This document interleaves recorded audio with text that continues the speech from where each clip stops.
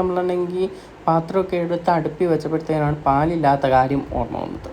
പിന്നെ നമ്മൾ വെള്ളം ഒഴിച്ചിട്ടുണ്ടെങ്കിൽ കട്ടൻ ചായ ഉണ്ടാക്കണമെന്ന് പറഞ്ഞ് കട്ടൻ ചായ ഉണ്ടാക്കാൻ വേണ്ടി പോവാണ്. അപ്പോൾ 1 കപ്പ് വെള്ളം ഒഴിച്ചു, നമ്മളാണെങ്കിൽ കുറച്ച് പഞ്ചസാരയും ഇട്ടു. അതായത് ഇതൊക്കെ ആദ്യം ഇട്ട് തീർക്കുന്നതാണ് എനിക്കിഷ്ടം. കാരണം ഇടയ്ക്കിടയ്ക്ക് എനിക്ക് വന്ന് ഈ പഞ്ചസാരയും ഈ തേയിലപ്പൊടിയും കാപ്പിപ്പൊടിയും ഒന്നും ഇടുന്ന ഇഷ്ടമില്ല. അതുകൊണ്ട് തന്നെ ഞാൻ വെള്ളം വയ്ക്കും, നേരെ പഞ്ചസാര ഇടും, തേയിലപ്പൊടി ഇടും. അത് കഴിഞ്ഞ് നമ്മൾ ചുമ്മാ അങ്ങ് വെയിറ്റ് ചെയ്താൽ പോലും, നമ്മളൊരു പണിയും ചെയ്യണ്ടല്ലോ.